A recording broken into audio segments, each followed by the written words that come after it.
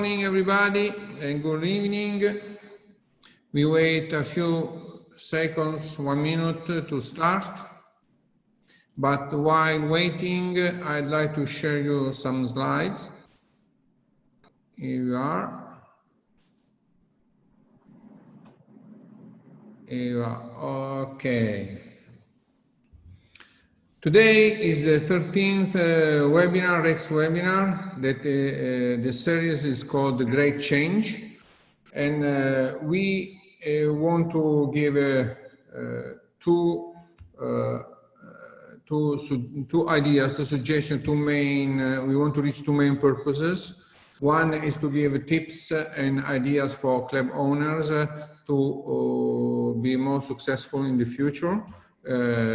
Interacting and involving experts, owners, and suppliers, as we did in the past, we are doing today. And the second one is also to do something wider, deeper, and more inspirational for the planet. So, because we are an industry that is in the health. We talk and we deal with preventative health. We can do a lot more important in order to help the health of the planet and people to grow. And before starting, I remind you the panelists today. We will have Andrea Pavolucci, Allan Leach, Hugo Braam, Mike Lamb, Scott Gillespie, and Vikram, Aditya, Bhatia. And they will introduce themselves, their company. And while a few seconds to introduce Rex. Rex is an international community based in New York. Will Phillips is the founder and Eddie Talk is the CEO. We have three main goals. The first one is innovation, the second is strategy, and the third is leadership. And these owners and CEOs, they meet 3 times a year for 3 days all around the world. And the community is based on the principle that is called Rex Peer Advantage. We want to innovate our companies by re-innovating ourselves with the help of our peers. So we do club tours all around the world. We host guest speakers. We also host during the meeting a speaker from outside the industry. And we usually go in inspirational places where it's easier to connect, only 15, 18 people in every team, and then also to disconnect. But now, of course, because of the virus, we are doing every week virtual meeting. So if some of the attendees would like to try the power of Rex Peer and join for 1 month the Rex, you can try the power of Rex Peers. This is the international Rex team with owners and CEOs from all around the world, from Singapore, Ireland, everywhere, Saudi Arabia, US, Netherlands. Perfect. Okay, it's time to start. We can start with the first speaker. It's my pleasure to introduce you Andrea Pavolucci from Fit Interior. And Andrea, can you please introduce yourself and your company and tell us something about changing rooms. Changing room is considered a bottleneck of a fitness club, depending on the country, of course. How do you see the future of the changing room? Okay, thanks, Fausto. It's an honor for me to be part of this webinar with this amazing panelist. First of all, I want to thank Rex because we have been their trusted supplier for many years, and they have given us a lot of good ideas speaking with the most important gym owner in different countries. I introduce myself. My name is Andrea Pavolucci. I am the CEO and the owner of Fit Interiors, an Italian family company founded by my father in 1978. Our company manufactures wood and custom-made furniture and has been specialized in the fitness industries since the 90s.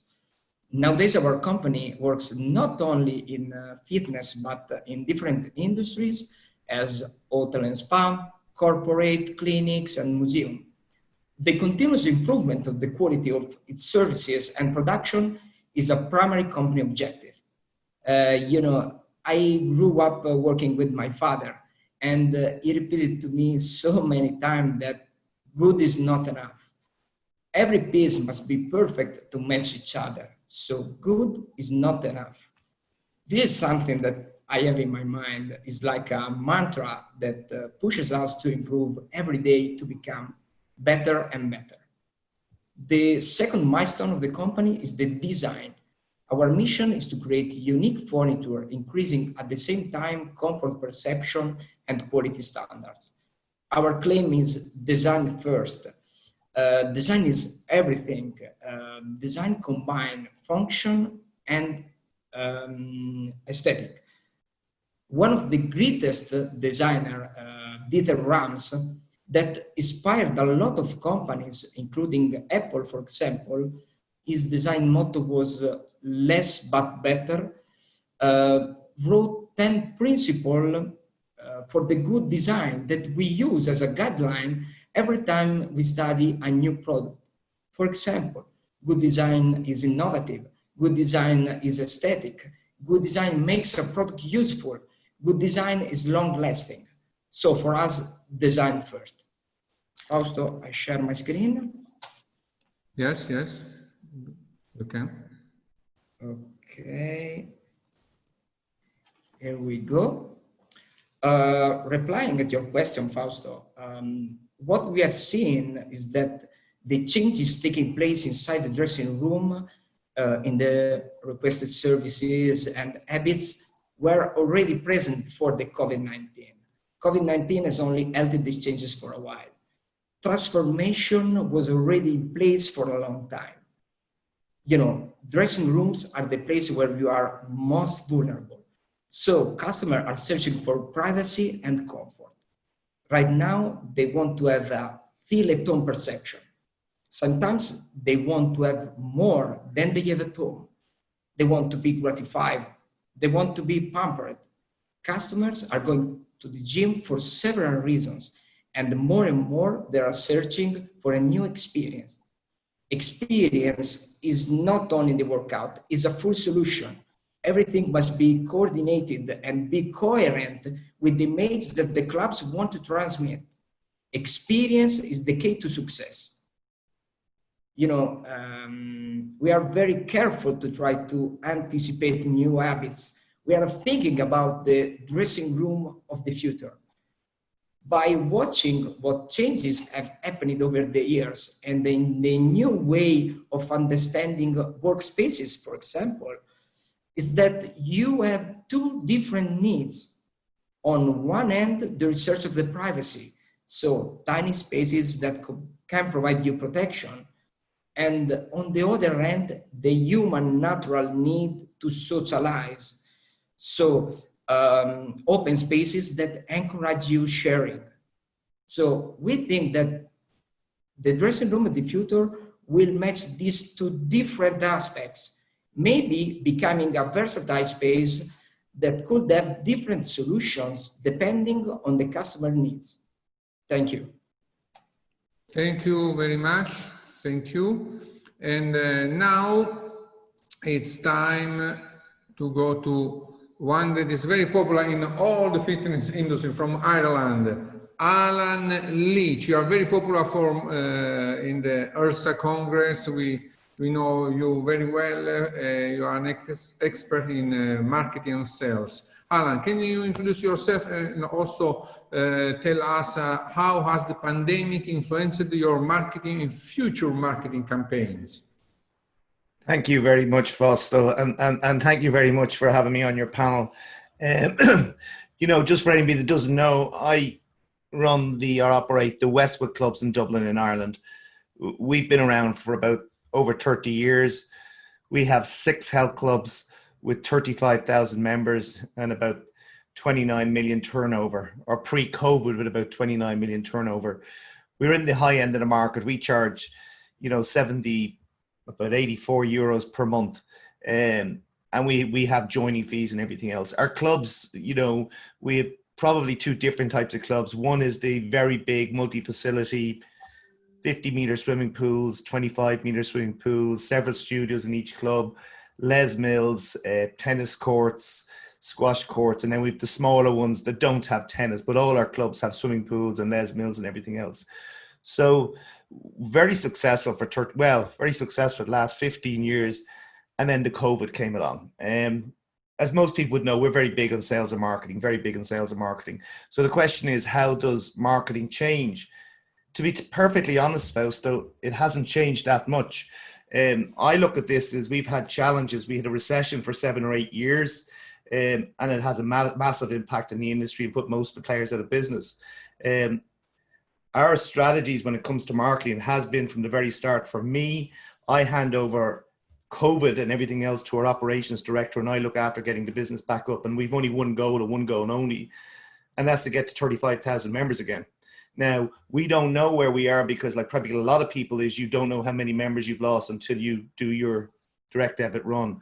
But for the audience, I mean, the things that we're focusing on, or I'm focusing on when it comes to marketing, is to make sure that we focus on what's important and what will get us back to that 35,000 members. We will continue to do the absolute best sales and marketing.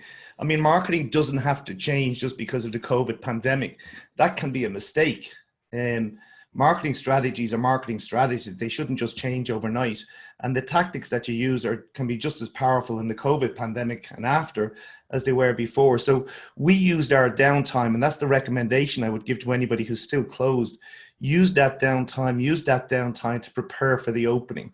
And we've been solidly working for 3.5 months on search engine optimization, stockpiling content for search engine optimization. We've produced probably 350 articles for our blog so that when we open, they will be straight out. We've also done a lot on our, Google AdWords and campaigns and tidying up those campaigns and looking at where we're getting our money from. So really doing the things that you don't have time before. Many of us before this started, were always giving out about we didn't have time to do this and didn't have time to do that. And now we have the time to do those things. So we've really put a lot of time into the digital marketing side of things. We've also audited our business model and looked, okay, should this change after we open? And we've come back to the conclusion, no. We've been very successful with lead generation, very successful with digital marketing, very successful with sales. Why change it that much? We will continue to do direct marketing, direct mail, and sales training. The advice I'd give to anybody who's in the industry and needs that kick to get going again, you have very valuable databases, or you should have very valuable databases, past member databases, lead generation databases. And if you're ready to go with them and you're doing lead generation already, it's when you open, the only thing you're restricted by are the restrictions imposed by the governments and the health authorities. So really, I've kept it simple. 35,000 members we had. Our number one goal is to get back to that 35,000 members as quickly as possible. And we will use every tool in the book to do that. That sounds like I haven't thought about COVID. I've thought very much about COVID, but I've handed that side over to somebody else to deal with that. Whereas we have been very much on, sales training, digital marketing, and having everything ready to be the absolute best when we come out. We made it through the recession when everybody thought we wouldn't, and we'll make it through this. We open on Wednesday, and we'll be ready to go. I mean, one of the upsides of this is, and when I look at the pandemic, is some people will go out of business. And I truly believe that it's how you manage your club and your facility and your business before COVID that will determine your success or failure. If you are very good at those things and you come back out again with those things, I think you'll be fine. I mean, there are other things that would affect any fitness club, and they're all different. A friendly bank manager, a friendly supplier, and a friendly landlord will help you more than somebody that doesn't have a friendly bank manager and a friendly landlord. So for anybody that hasn't opened yet and still has time, my belief is just do everything in your power to come out as a very professional health club with professional sales, professional marketing, and particularly the digital end of it, because that's the thing we don't get time to do. When we were all open, we didn't get time to stay on top of our search engine optimization, our content management, our blogs, our video marketing. But look, we've really allowed ourselves to take, you know, a quantum leap in that. So that when we're open now, we are ready to go.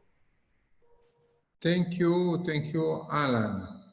And Hugo Braam. Hugo, let's now listen to a supplier point of view. Hugo, of course, after your introduction, how do you see the COVID-19 has impacted the adoption of technology in the fitness industry? You are a technology company. Yes, thanks, Fausto. So we've been doing this for over 10 years now. I started a Virtuagym in 2009, at the time as a consumer fitness app. And what we saw is that the fitness industry was particularly behind on adapting technology compared to other industries. And when we switched to the professional market from the consumer market in 2012, we had a really hard time selling it to business owners. But I must say this has been changing over the last couple of years. And now with COVID-19, it's been rapidly changing. And for our business, I think this is great. I mean, we are doing well. We have currently 2 offices, one in Amsterdam and one in Medellin, Colombia, with over 200 staff and 7,000 customers. So it's definitely not the case that nothing had been happening before COVID-19. But we see now that clubs really realize that when they are forced to close, obviously, they need a lifeline, a digital lifeline to keep in touch with their customers. And of course, you can do that through Facebook, but there is technology out there.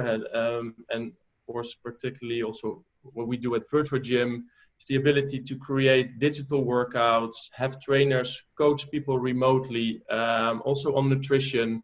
There's a fully built-in private community where you can launch challenges, offer streaming video directly from your own branded app. So it's like it becomes this combined service, an online service, which in fact has enabled many of our customers to keep their revenue going, because they were able to switch fully to online and provide their members with a satisfying at-home training service.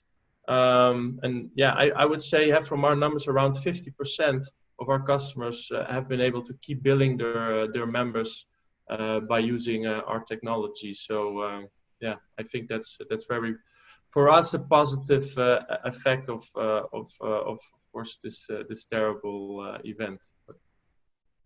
Yeah, thank you. And now let's go in Asia. Let's listen to Mike.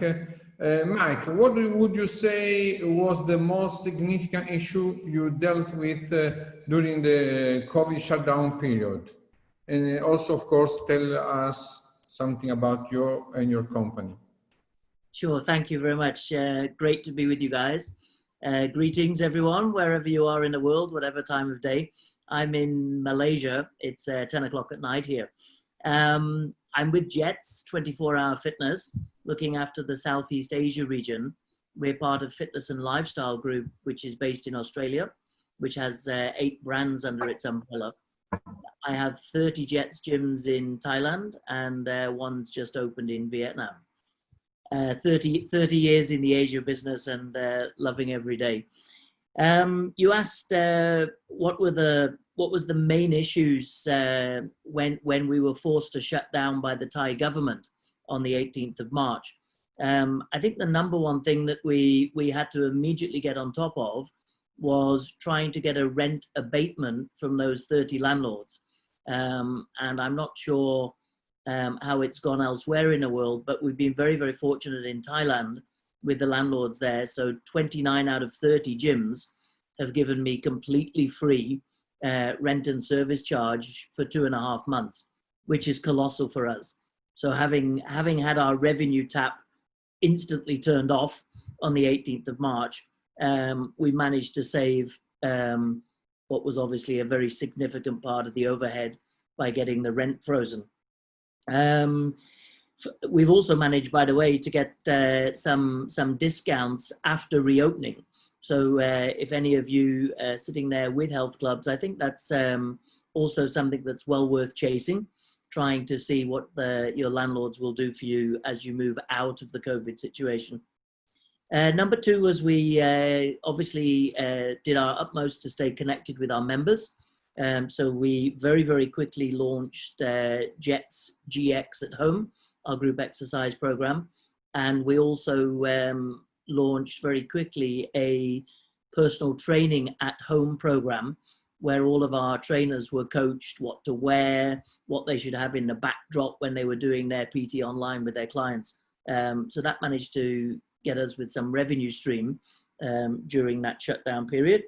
And then the final one was keeping engaged with the team itself.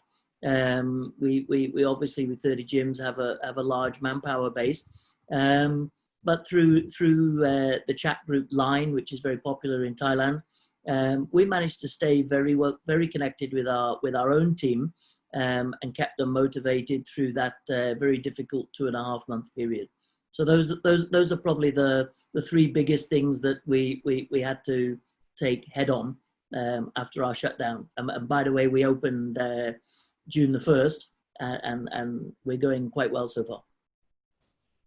Thank you, Mike. Thank you very much. Now let's jump from Asia to US and Scott Gillespie. Scott, please introduce yourself and tell us something about how to increase the membership revenues. What are you doing? What you have heard from your ex-peers that they are doing?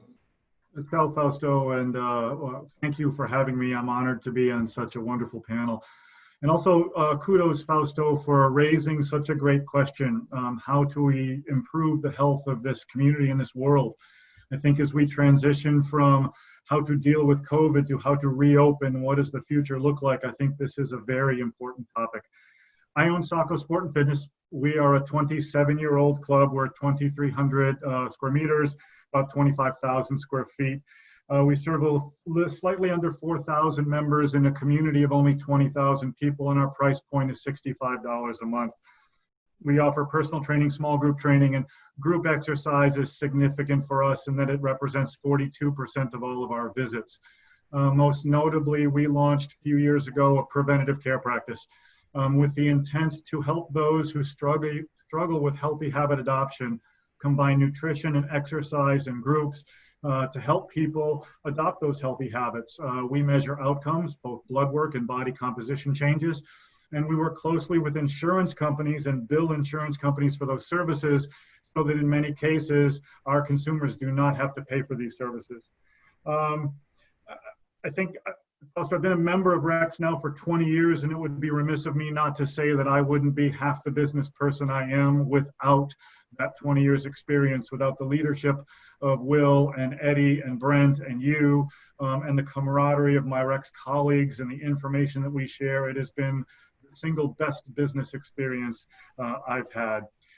Your question of how to increase membership revenues, in the US, we are seeing only between 30-ish% of our membership base return in the first few weeks. And as you can imagine, that's a bit troubling. So we're having many conversations about how to increase those. There are many ways to do it, but I have 5 points that I think are worthy of consideration. The first and foremost is that what we hear from consumers through our surveys is that safety is the #1 protocol for them. They absolutely have to feel safe, and we have to communicate with them everything we've done to help them feel safe. A point that is raising in the US is the 6-foot or 2-meter social distancing space is becoming a discussion point with high intensity exercise. And there is a growing belief that that may not be adequate for high intensity exercise. And so I think those clubs that lead the way by going to 8 or 10 feet or more will be perceived in their markets as leaders and thought leaders to help keep their members safe. The second is virtual, and I love hearing Hugo's comments on Virtuagym and Allan's. We also pivoted to do virtual classes, training, and small group training online. As we stopped all membership billing, we chose to charge extra fees for those services and created an income stream while we were closed. Our strategy will be to transition those virtual classes and now stream all of our live classes, both from the studio as well as our studios in club, to our memberships, with the belief that that will keep that fear-based member or that high-risk member who will not be coming back to our club immediately on our membership dues roll. The third is, retention is probably the best way to build a dues line. And we've found great success and think it will be even more important going forward to guide people into the healthy habit adoption programs that support them through that period of time where they become regular exercisers and eat well. And whether that's a sales system, as Allan talks about, into personal training or nutrition or small group training or group exercise, or case management work that will watch and guide people through that critical 90-day period, we hope and believe that those efforts will keep our retention much higher. We are now providing greater value to members, safer spaces, less people in classes, greater cleaning and safety protocols, and I believe that has value. So we'll be entertaining a dues increase of 10 to 15% this fall. And lastly, I believe from a sales perspective, reducing barriers to entry is going to be critical. Number one, I think there are people who will be fearful to speak with a salesperson face-to-face because of the proximity. And so we're putting efforts into increasing our online sales, screens between counselors and clients, making sure there's social distancing space, as well as the ability to join at a kiosk for those who do not want to deal with a salesperson. And lastly, I'm concerned about contracts going forward. I think with many clubs who have billed members without providing services, there will be a fear going forward. And I think to make our clubs more accessible, month-to-month membership options are going to be critical for people who are not quite ready to make a full commitment. Those are our 5 initiatives, and I hope those are helpful to people. Thank you, Scott. Thank you. And let's go back to Asia and precisely to India. Vikram, given the size, scale, and the attractive demographics of India and the major metros that there are in India, why is the industry so small in India? Can you say something about this? Yeah, I'll do that, but just to give everybody a perspective of who I am. I've been an owner-operator in India in the late 90s and early 2000, and then I joined Fitness First and been with them for about 18 years till 2018. Worked closely with Mike Lam in Southeast Asia. Was responsible for some of the bold decisions that Fitness First took, like opening up the Middle East in Dubai in late 2004 and India in 2008. Left Fitness First in 2018 and have been a traveling Fitpreneur looking at what's happening in the industry across different continents, from the US, UK, Southeast Asia, and of course India. Trying to really get a handle on, are we giving people what they need or what we think we can sell? So that's really my background. Now, talking about India, India is a very attractive market. Everybody believes in the secular trends of demographics, size, the young population, like anywhere else. But the problem really is that the market is extremely undercapitalized. There is very little venture capital available. There is very little foreign equity that comes in. Most of the club owners are only capitalized to go live with studio-sized small box clubs. I don't think it's a revenue problem. It's more about a supply side problem, which is completely linked to capital. That has also not resulted in a development of an operational capability in the market as such. And that also then plays a vicious cycle with that everybody is trying to run a discount-driven revenue model, which is pretty much cash and carry. No one's really developed long-term propositions, long-term sustainability in what their offerings are. But I think it's a fundamental problem in India. It's about the core fundamentals of capital, operational capabilities, and proposition. It's not about, are there enough people who are looking for fitness? Mike can back me up on this, that when Fitness First started in Southeast Asia, one of the core things that we said was that penetration will drive demand. And that is why the business penetrated 6 core markets of Southeast Asia. And today it is at what it is. That's the exact principle that took the business into the Middle East. That's the exact principle why it grew in UK and Europe. I think that's really where we are in India. There's also very little of best practices that come here from other markets, because most of the industry is either single site entrepreneur driven or a very soft touch franchise driven. So the SOP sharing is very limited.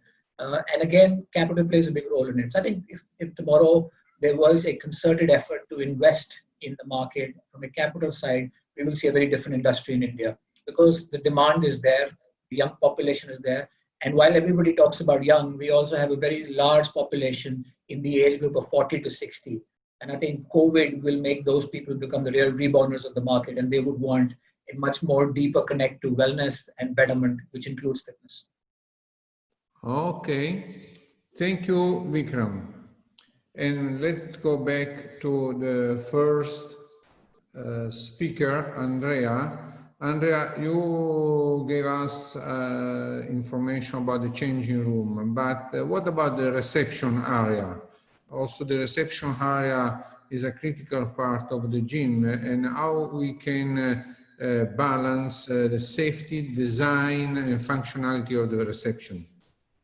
Okay, thank you. I share my screen.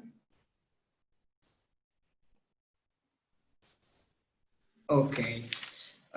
Yes, reception area is the business card of the club. Normally, every customer requires us to give this area the wow effect. But before the aesthetic point of view, it's very important to analyze how the club works in order to create the right spaces and the right path for the customers. You need to make the customer experience within the club immediate. There is nothing worse than entering in a club and not knowing where to go. In general, when you design the full distribution of a gym, it's fundamental to create different paths. An example of this is ensuring that someone is going into the dressing room avoids someone that is going into Sala Cardi, for example. This is also important for hygiene reasons, especially in this particular moment, because people entering from outside aren't wearing the clean shoes.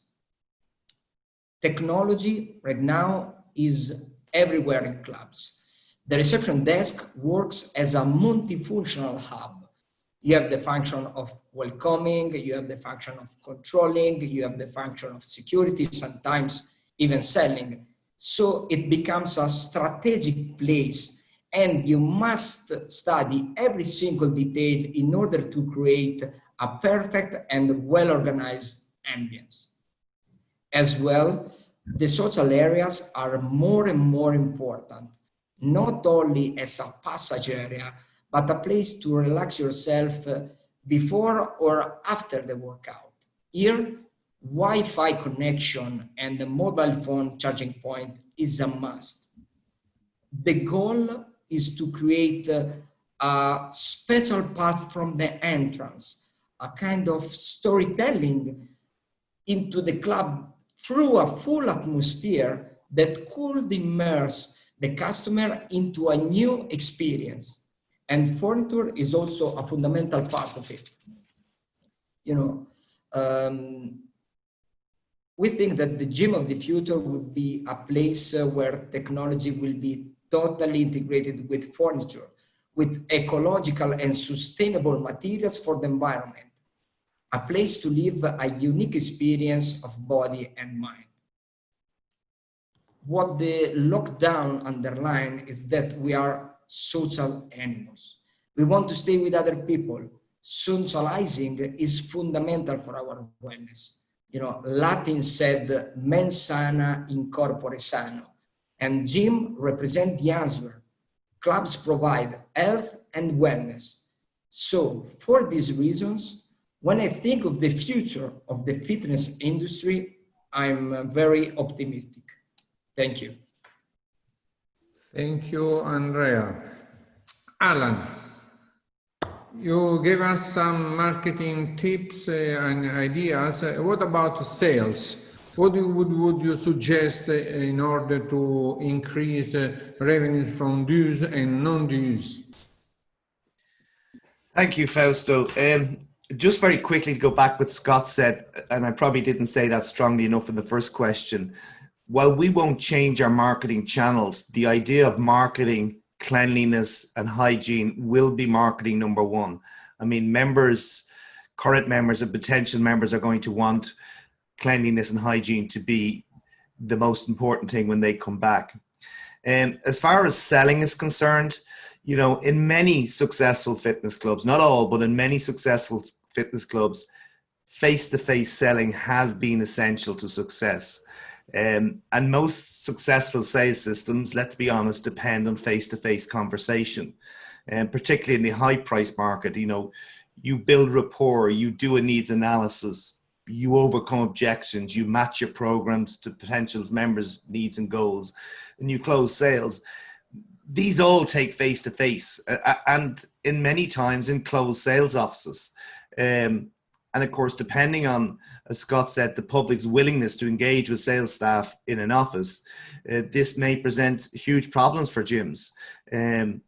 You know, and it is going to be a problem. And one of the things I think clubs need to remember, and many of them I don't think they see it, that if you've been closed for 3 months and you lost 5,000 members, you know, in your normal 3 or 4 month period, you might lose 4,000 or 5,000 members, but in a normal period, you replace them with new sales. If you've been closed 3 or 4 months, you have not replaced any of those cancellations with sales. So sales are going to be very, very important. I mean, obviously there's some models like the budget models that don't rely on salespeople. They rely selling it online. And I don't believe at the price we charge, we could be successful selling our price online. It's simple as that. We just couldn't. So my suggestions would be, and these are the suggestions I would give, you know, with regard to sales process and the things that we have looked about, is do think about your sales process and how you can make it safer for potential members. And, you know, we have sneeze guards and protections between salespeople and the prospect. And you do have to think about these things, because I don't think it's going to be a government or a health authority that determines your success. It's going to be the public's willingness to walk into your club and, you know, talk to people. Obviously the current members, they just make a decision to come back or not, depending on your facility. But new members are going to have to come in, and they're going to see what they see when they walk in. I think the other thing too is, which we would done, is consider moving sales staff to bigger offices. We've taken away general managers' offices and given them to the sales staff, because the general managers' offices are much bigger. And we've moved chairs against walls, so we would have, and I think again, as Scott said, we've gone way above. We could have 3 meters between sales staff and potential clients. I truly believe for the success, because that's what we want. We want success. We want to be able to get in as many members as possible to pay the bills and pay the staff. If we don't have that, we go out of business. So do as much sales training as possible while you're closed. We've done a ton of sales training with our staff. It's probably the first time in years that we've been able to get everybody into sales training. I just finished 4 days sales training. I also believe that good salespeople can deal with situations. Again, to build up your members, use direct marketing to target all your past members if you need to. I mean, only you can make a decision whether you want as many members back as before, or whether you can survive with less. We want to be able to survive, and we want to be able to grow and do very well. So we'll use direct mail, we'll use SMS marketing, email marketing. We may delay it a bit. We are going to delay it, I should say. We're not going to rush out with that in the first 3 weeks, because we don't know if there's going to be a huge influx anyway. So we have to be careful.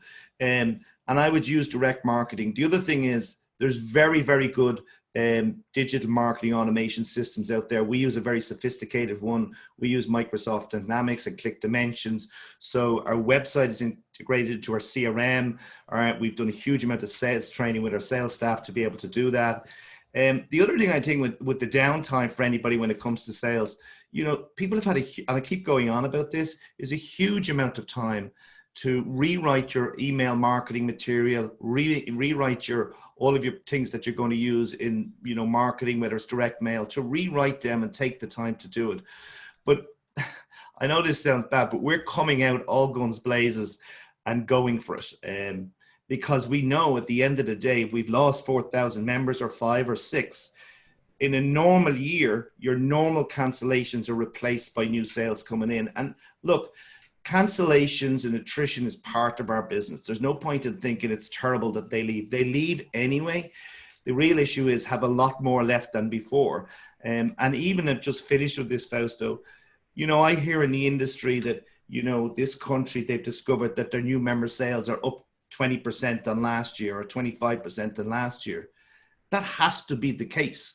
If you've had no sales for 3 months, your first month back should see an increase over last year, because, you know, and you're going to have people who've cancelled because of the fear of coronavirus coming back in to sign up again.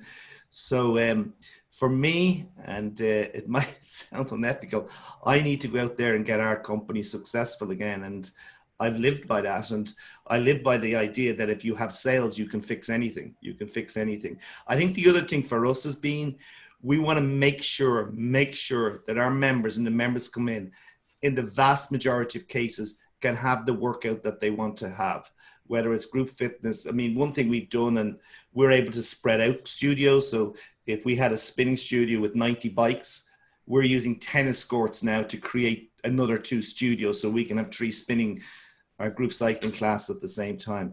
But we're under no illusions. Sales and marketing is what will get us through this in the next 3 to 4 to 5 months. And a willingness, as Scott said, of the public to come in and to do business with you. And if I had Andrea over to build my reception, everything would be absolutely fine. Thank you, Fausto. Thank you, Allan. Hugo, Virtuagym. Hugo, what about the life after COVID-19? An example, do you think that technology for home training will stay relevant for clubs or not? Yes, thanks, Fausto. That's a good question. So I think in general, as we see technology upon reopening, and one of the things we've been working hard on is also giving clubs the tools to manage the reopening well. In many countries, including the Netherlands, where our business is from, there were strict protocols on how you have to make reservations. So through our system, the members can make a booking. We have an integrated COVID-19 check, so checking if members have any symptoms. Because I think also as an industry, regardless if it's a protocol, we have a responsibility, obviously, to avoid new infections happening. So that's integrated in the system, linked to access control. And then also as a gym business owner, you have always full insight who is in the club at any time for how long. So you can also check if members are not taking into account their maximum 1 hour slot, for example. But I think also moving forward, it's important, I think, to keep offering this digital at-home experience. Not only because, as Scott mentioned, I think it will take a long time before all members feel comfortable coming back. And during that time, you want to be able to serve your members a good training experience. So I think also in the spirit between reopening and full reopening, it remains relevant. But I think also now that people have realized, as same with remote working, I'm expecting many companies to implement more remote working because it is convenient to, for a few days, work at home. I think in the same way, I think many members have realized that in their busy lives, being able to do technology-supported training at home, in addition to the great services that they get into the club, will have a demand. So in practice, what we've seen that, well, some of our customers did very well with the digital transition. Some of them were really struggling. So what we are now working on and launching next week is a concept that we call Stronger Together, and it's kind of like a rich digital online membership experience that clubs can unlock within their mobile app to offer to their members in addition to their in-club services. And that comprises like stuff that costs a lot of time to organize, like setting up bi-weekly challenges where members can win real prizes. There are several content groups in there that are updated with fitness and nutrition tips and wellness tips. It comes with over 600 high quality on-demand videos, because I think during COVID-19, members accept kind of the Zoom quality at-home workouts from their gyms, but I think moving forward, they will accept a higher quality. So, and finally, we're adding also a more holistic experience in there, kind of inspired by successful apps like Calm and Headspace. We're adding also audio meditation in there. And this way, I think the future of fitness and wellness is a combination of a rich in-club experience enhanced with kind of this Netflix type of online fitness experience that gives this whole holistic experience for the member at home as well. Thank you, Hugo. Let's go back to Thailand. Mike. Mike, I understand that Thailand reopened gyms on June 1st. Has anything surprised you since reopening the doors? Yeah, so it's obviously June 29 today. So we've virtually had a full month of trading since coming out of the COVID situation. We're 50% down on our revenue, plus or minus, which actually is in line with our expectations. We had obviously taken dues. We're a monthly dues-based business. So we'd taken dues from members back in March. So we owed them some credit period. So that's impacted this month's revenue. Personal training revenue is down. We are a 24-hour business. We couldn't open 24 hours because there's still curfew conditions in Thailand. So we gave the members 20% off their June monthly dues. So all of that's rolled into this 50% down on revenue compared to the full the 3 months prior. But that's okay. That's what we expected. Visits are down. So our visitation month to date is 40% down on the previous 3 full months. Started off higher, and the last 7 days has been under 20% down on the prior 3 months. So we're reasonably happy with that, and it's dropping daily, as in the foot traffic's coming back. So that's good news. Personal training revenue is down, reflective of the members getting their confidence to come back and be in the gym with us. So you know what? In terms of surprises, I would say we're quite close to where we thought we would be. Team are positive. Our members seem to be supporting us, definitely coming back. And we predicted 3 months to get back to pre-COVID levels. And I would say after 1 month, that's very doable.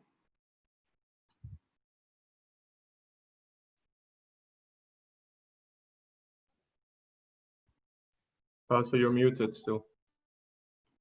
Okay, perfect, Mike. Thank you. And let's go back to Scott. Scott, how to increase the revenues from different streams? Now the challenge is to increase the revenues in the next few months. Yeah, excellent question. Yeah, it's a great question, especially as we're all seeing membership revenues down. We need to make up that difference, and I think there are some opportunities for us. You know, when we talk about developing additional revenue sources, I think we're really talking about innovation, which is solving problems. And I couldn't think of a bigger problem right now than one of the trends that had started before COVID, but I think COVID accelerated it. You know, and that trend is unhealthy habits. It's eating too much, it's inactivity. Certainly the stay-at-home or shelter-in-place orders have caused alcohol consumption to go up, depression on the rise. And all of these things are leading to people's health declining. So how can we as an industry solve that problem or meet that need? And I think it's twofold. You know, membership is a wonderful solution. Someone who has the motivation, inspiration, and knowledge do their programs on their own. But I think we now have an opportunity to guide people into support-based programs that help them truly adopt healthy habits. We have many of these things in place right now: personal training, small group training, nutrition, group exercise, wellness coaching. And I think the need for those services now is going to be greater than ever. So for me, that becomes about the second sales process. The first sales process is joining the club, becoming a member. And that's a relatively short sales cycle, I think Allan would talk to. But the second sales cycle can be longer. That period of time it takes a new member to realize or help us help them see that a support system of some kind would truly benefit them. And membership alone is really not their sole solution. And so how can we build up this secondary sales process, especially with the challenges of one-on-one consultations now? Is it virtually? Is it behind a screen? How is it in bigger spaces? Is it with a health coach who now becomes your support system for the first 90 days of your membership? And their role is not necessarily to only sell personal training or nutrition or group exercise, but to guide people into the appropriate program for them. I think membership, measuring outcomes of members' success on top of outcomes like the volume of dollars and people in programs is going to become important. Are we measuring changes in blood chemistry, body composition? Are we actually helping people achieve goals? And I think those are going to be critical new components for us in developing new revenue streams or expanding the ones that maybe not be as strong as they have been. I think there's going to be a growing need in the corporate world. We have seen it in the US where companies are having exponential increases in their health insurance costs, and they are looking for solutions to help their employees become healthier. We are the best positioned industry to help this. We have exercise, we have programming, we have nutrition. We need to bundle it in a way that we can provide to companies ways to measurably improve their company's health. And in the US, for example, many of those, if not all of those services can be paid for either by the company or by the insurance company insuring that workforce. And so it decreases the need for the consumer to open up their checkbook. We've learned great lessons from the boutique industry. They've found that there's a large number of participants who truly want access and variety. They value programming, they value unique experiences. And I think our industry, which is so membership-based, benefit from expanding our perception of how to serve people to include that. For those clubs that do great group exercise, they do great small group training, how about higher daily or package fees, much like the boutique industry, because our content in many cases is as good as the boutiques, and we're losing a consumer that doesn't want membership, they want access. And lastly, to Hugo's point, I think this virtual component, there's so many different ways it could be capitalized that I don't know all the answers. In our case, we are choosing the live and local classes that we believe have great value to our members, and we'll be including those in our membership, hoping to keep our membership revenues up. But there are many who can do it on a larger scale with canned virtual programs, recorded, a library of things that there can be additional fees for. That's not a road we're choosing, but I know there's going to be many folks going down that road. So that's the beginning, and I think over the next year we will all learn many lessons about additional ways to generate revenues in this new world. Thank you. Thank you, Scott. Let's go back to India. Vikram. Vikram, why have major brands and players not interested in markets like Southeast Asia? And why are franchisee networks so small? What is needed? Can you say something about this market that for us it's new? It could help us to understand the evolution of the fitness industry also in our markets. Well, you see, if you look at the last 15, 20 years of history, I think the first time there was a global business outside of the US, it practically went from UK, Europe to Southeast Asia or Australia. And then it grew locally within the immediate vicinities, like, for example, Southeast Asia. Fitness First, California Fitness, True Fitness, Celebrity Fitness are good examples of this in Southeast Asia, and similar brands like that in Australia. But I think all of them kind of stumbled upon the biggest problem that they had was they grew a lot really fast, and then they got hit by 2008 and 2012, which significantly changed their own regional plans.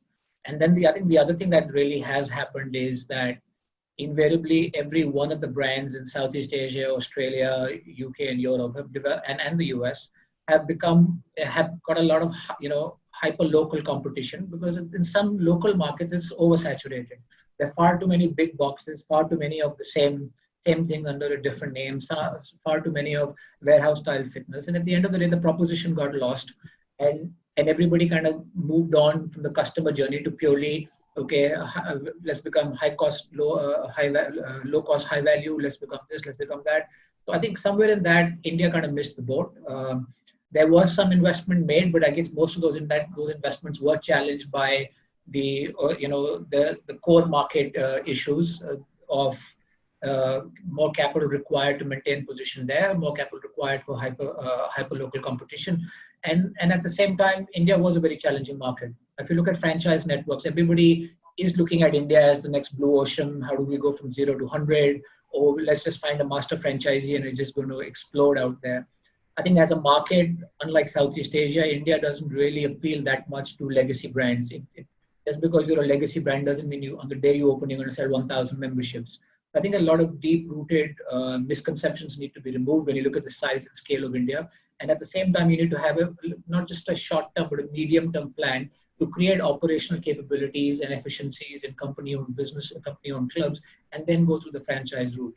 And one very important thing is that when you franchise, India, the fitness industry is not a recognized industry, it's still a trade. So you don't get small business loans for a passionate individual entrepreneur who actually wants to start a franchise. So that's a huge handicap when you really look at the industry as such.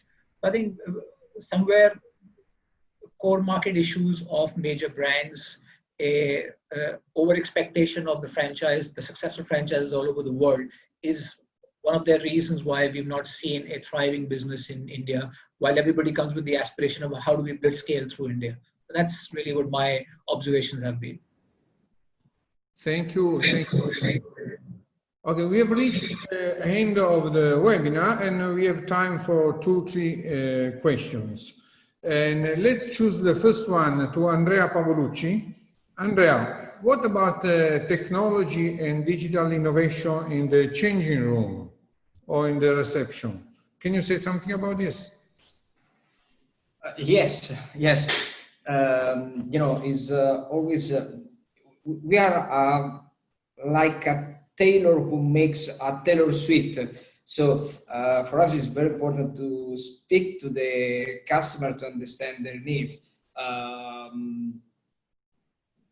It's more and more important technology. For example, in the dressing rooms, the using of the electronic locks to close and to open the lockers that can give you a lot of information about who is using the lockers, who is using about the time and all this kind of information. On the reception desk, there are a lot of things, a lot of things to say. I don't know how much time we have, but if you speak about the control, you can check and analyze every passage of your customer, so understand better all the numbers about time and all these kind of things. So there are a lot of situation, a lot of things about technology, and we are caring about this, but we are studying also, and because we also are studying new habits, and but what we have seen is that people wants to have everything here, everything in their hands, and because they want to use a mobile phone for everything. For example, we are working with some locks that can be opened by your mobile phone. You can also check your appointment for everything. So it's very important right now, the use of the technology in the furniture. Thank you, Andrea. Let's go. There is another question to Hugo. Hugo, some operators are really interested in all this innovation, but other operators are worried because they think if we open the market to this huge company, perhaps that now are not in this market, but we can open the market for them, and they can enter right in one day and take all the market. Yeah. What do you think about this issue? Is it an issue or not? Yeah, I understand the fear, definitely. But the thing is, you can't stop change, right? I think everybody, or most of you, will know the Blockbuster Netflix case. Blockbuster was this huge operator of video, rentals stores in the US. They had the opportunity to buy Netflix at some point, but they decided not to because they thought it was like hurting their video business. And we all know what happened to Netflix, and nobody knows Blockbuster anymore because they went out of business. So I think that the fitness industry is different because the physical location is always gonna be special to bring people together. People will appreciate that. But at the same time, we do see that fitness technology companies are targeting your members. And I think by implementing these type of technologies in addition to your service, you're basically taking away the ability for these new upcoming companies to take exclusive relationships with your members. And I think you have the ability then to combine the physical in-club services with a rich technology experience, and that's always going to be more valuable for members. But yeah, if you don't do it, you're gonna miss out on your competition who's going to do it. Thank you, Hugo. Last two questions, and then we have finished. One to Allan. Allan, the same question. What do you think about home training made by fitness clubs? What's your idea? Just one moment, unmute yourself. Thank you, thank you. Yeah. I think it's a great question because we've seen firsthand the arrival of this phenomenon. Personally, and this is just in my opinion, and I could very easily be wrong, and I'll probably be proved wrong, I think people have had experience of exercising at home. That's a certainty. They've had an experience of exercising at home. And personally, a lot of it is very, very bad. Badly decorated bedrooms, badly decorated bathrooms, bad hair days, bad sound, and bad video. So a lot of it's been pretty bad. The second thing is there's absolutely no doubt there's money behind the bigger companies. Even in Dublin here, and I won't name the brands, but they're actually paying Google AdWords for our brand name to compete directly with us. So you type in our brand name and the digital players are out there. I think I look at the market in segments. There will be a segment of the market that will consume their exercise through digital content. And there will be a segment of the market that will go to gyms. And it's like everything else that came along, the budget clubs and everything, there will be room for both. Now, we had many, conversations with Virtuagym. I love Virtuagym. I'll be perfectly honest with you. All of my managers, I sat in a couple of calls, but the managers just absolutely love Virtuagym because it's fitting in very closely to what we wanted. We haven't finalized yet, but we will start talking again. The idea that you have control over the virtual content and you decide what it's for. I mean, I like Virtuagym in that we wanted to do what we wanted to do. But there's no doubt there's going to be a growth in the market. I personally don't think it's going to take over from the bricks and mortar clubs at all. I mean, you don't have bench presses, you don't have Olympic bars, you don't have 5,000 kilos and plates in your sitting room, you don't have that. I think there will be a segment that have tried home exercise and they've done classes with the baby crying and the dinner cooking and the neighbor looking in the window. And my experience is it's not been that great. I mean, Fausto, personally, we stopped putting out classes on social media that were so bad. We've 35,000 members, and someone says to you, it went great on Sunday when we put out the class, and you look and there was 45 people tuned in, but I do think there will be a lot of money behind those companies, and there certainly will be an attempt to be a threat to the bricks and mortar, but I think there's room for both. And I think what will happen is the virtual companies that produce the products that people want will succeed. But the virtual companies, my theory on technology is a lot of times products get made, Fausto, because they can get made, and then they try to put the round peg into a square hole. But some digital companies are doing it very, very well. And it's not just because Hugo's on the chat, but we must have had 7 or 8 meetings with Virtuagym, and our managers kept coming to me and saying, can we get it? Can we get it? Can we get it? So somebody likes it. I didn't pay you, Allan, just to make it sure. No money was transferred. So. Perfect. Thank you. And Mike, what's your point of view? What's happening in Asia this area of home fitness related to brick and mortar clubs? Yeah, just following on from what Allan said, actually, we launched our GX at home and our PT at home, and there was the first few days we were in orbit. We thought, this is fantastic, aren't we great?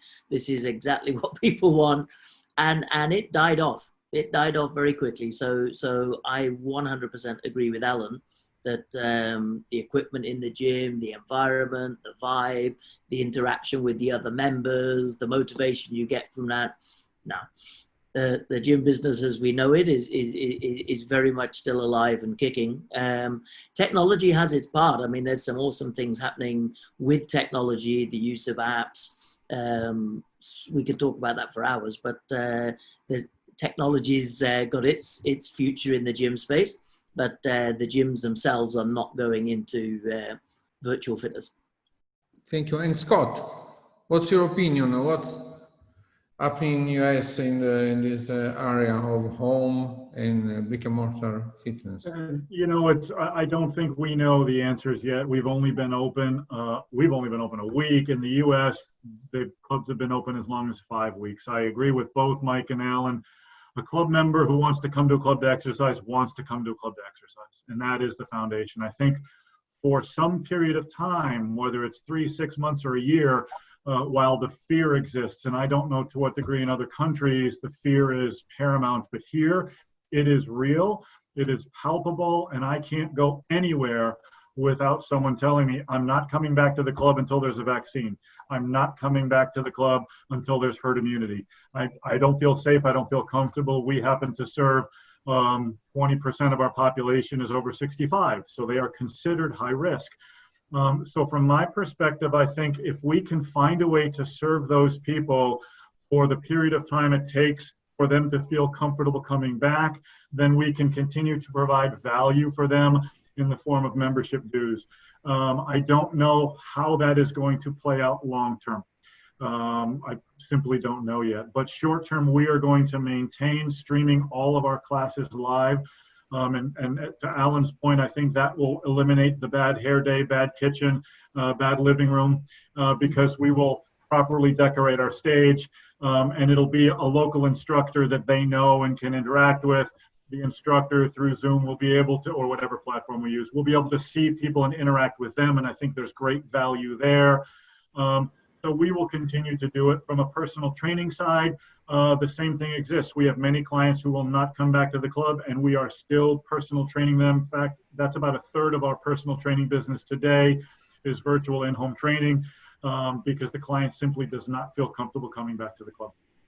Thank you, Scott. Let's close with Vikram. And you can see that this is an example of what's happening in a Rex meeting, where there are 18 fitness club owners and CEOs that share for 3 days ideas and experiences. And we have also people from outside the industry, also suppliers coming and sharing their point of view.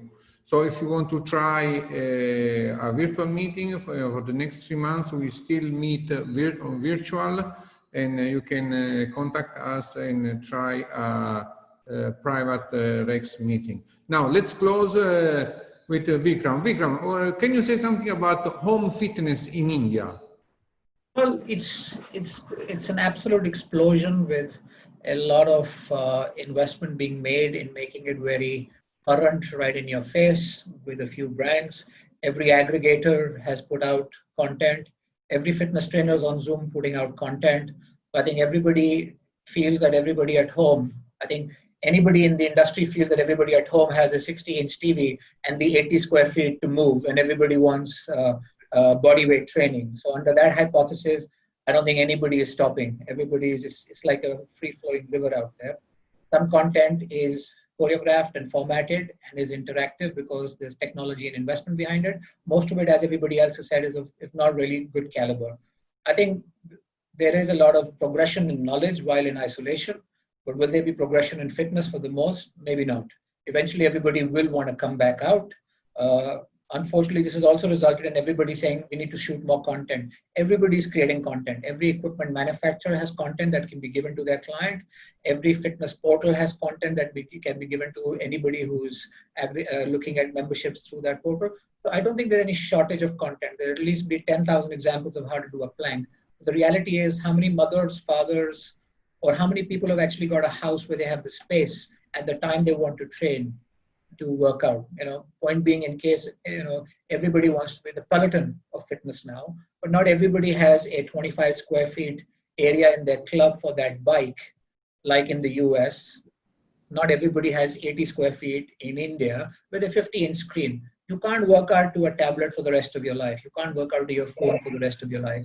And a lot of social common areas of the houses in India and in Southeast Asia, even a 3-bedroom house, does not give you that space because it was a 3-bedroom and you bought that house because you were invariably, either the wife was out of the house for a job or the husband was out. Nobody was always trapped at home. So I think there is a limited lifespan for this right now, and there's very high tide of consumption of online fitness content, but there will be a balance created between quality and actually what is not of good quality. And right now, most of it is free. So people are willing to consume anything that's for free. And we've seen that with the Netflixes and the Amazons of the world. At the moment they go from freemium to a charge, there is a significant drop. So I think there will be a leveling of it. Right now, it's very topical and everybody's loving putting it out there. Thank you, Vikram. Thank you.